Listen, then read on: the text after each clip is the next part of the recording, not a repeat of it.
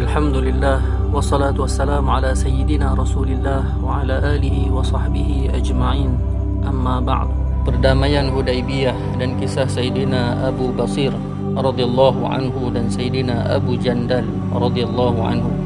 Pada tahun 6 Hijrah, Nabi SAW telah pergi ke Makkah dengan niat untuk mengerjakan umrah.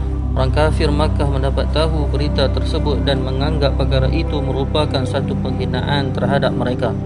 Oleh sebab itu, mereka telah cuba menghalang dan menyekat baginda sallallahu alaihi wasallam di Hudaibiyah. Para sahabat radhiyallahu anhum yang sanggup mengorbankan nyawa ada bersama-sama baginda sallallahu alaihi wasallam. Mereka menganggap pengorbanan nyawa untuk baginda sallallahu alaihi wasallam ialah satu kebanggaan. Mereka telah bersedia untuk berperang, tetapi demi kebaikan orang Makkah, baginda sallallahu alaihi wasallam tidak ingin berperang, sebaliknya berusaha untuk membuat perjanjian damai. Walaupun para sahabat radhiyallahu anhum bersedia dan berani menentang, masih Rasulullah sallallahu alaihi wasallam begitu sekali mengambil hati orang-orang kafir sehingga setiap syarat mereka telah diterima. Para sahabat radhiyallahu anhum berasa amat tertekan kerana mereka sangat-sangat tidak setuju dengan cara perjanjian damai tersebut. Namun mereka tidak mempunyai apa-apa pilihan lain apabila berhadapan dengan perintah Nabi Muhammad sallallahu alaihi wasallam. Mereka ialah orang yang sanggup mengorbankan nyawa namun sifat taat mengatasi segala-galanya. Oleh itu, orang yang berani seperti Sayyidina Umar radhiyallahu anhum pun terpaksa tunduk. Antara syarat yang telah ditetapkan dalam perjanjian tersebut ialah sekiranya ada orang kafir yang memeluk Islam dan berhijrah ke Madinah, maka orang Islam mesti menghantarnya kembali ke Mekah. Sekiranya ada daripada kalangan orang Islam yang murtad dan lari ke Mekah, mereka tidak akan dipulangkan. Sebelum perjanjian tersebut habis ditulis, Sayyidina Abu Jandal radhiyallahu anhu, seorang sahabat yang telah menanggung pelbagai-bagai siksaan kerana memeluk Islam dan telah diikat dengan rantai, tiba-tiba datang dalam keadaan terjatuh-jatuh.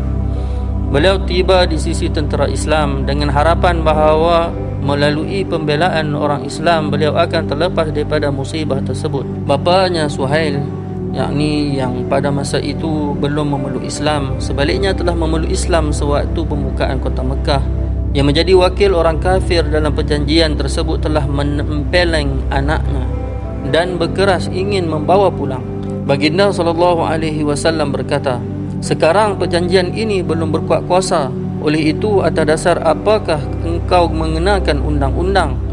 Walau bagaimanapun dia tetap berkeras. Kemudian Rasulullah sallallahu alaihi wasallam bersabda, "Serahkanlah orang ini kepadaku semata-mata kerana permintaanku."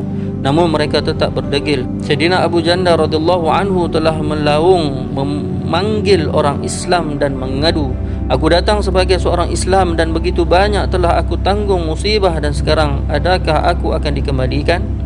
Hanya Allah Subhanahu wa taala sahaja yang tahu apa-apa yang terpendam dalam hati orang Islam pada masa itu." Namun kerana menghormati perintah Rasulullah sallallahu alaihi wasallam, beliau pun pulang. Rasulullah sallallahu alaihi wasallam telah menenangkan beliau dan mengerahkan beliau supaya bersabar. Baginda sallallahu alaihi wasallam bersabda, "Allah akan membuka jalan untukmu sedikit masa lagi."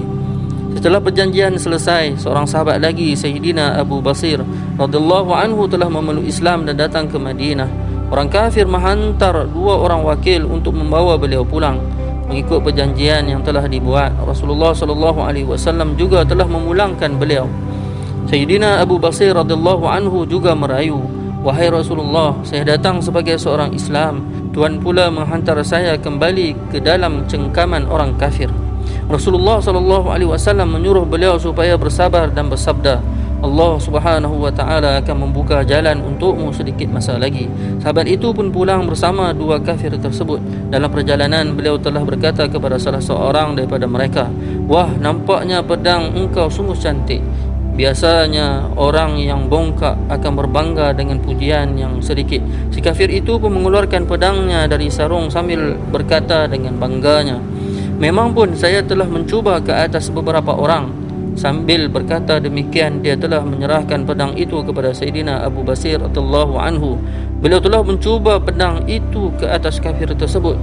Teman si kafir yang melihat rakannya telah dibunuh terus lari daripada situ dan pergi ke Madinah sebelum tiba gilirannya untuk dibunuh.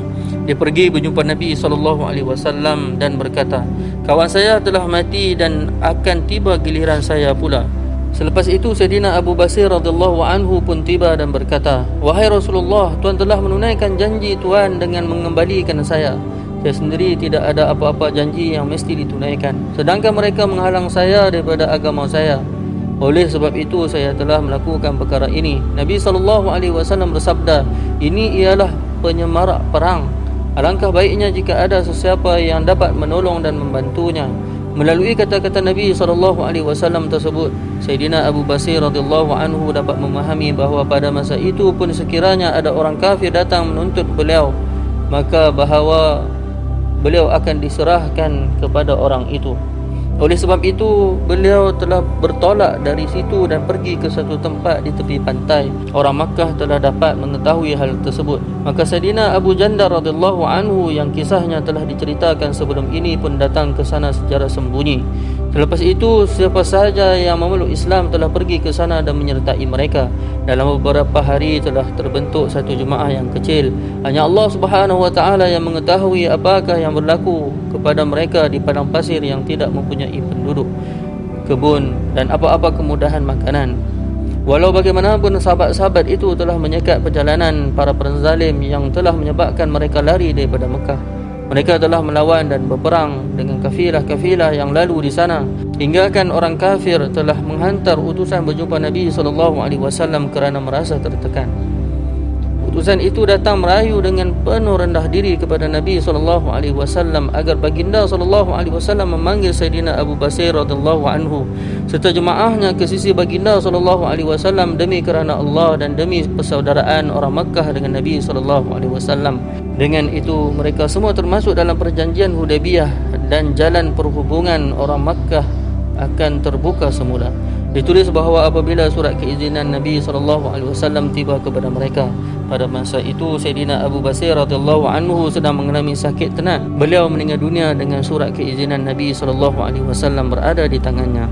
Keterangan, sekiranya seseorang itu teguh dalam agamanya dengan syarat agama itu pun ialah agama yang benar, sebesar-besar kuasa pun tidak boleh menggugat keagamaannya. Allah Subhanahu wa taala juga berjanji untuk menolong orang Islam dengan syarat bahawa dia ialah orang Islam yang sejati. Semoga Allah Subhanahu wa taala memberi hidayah, dapat beramal dan sebarkan insya-Allah.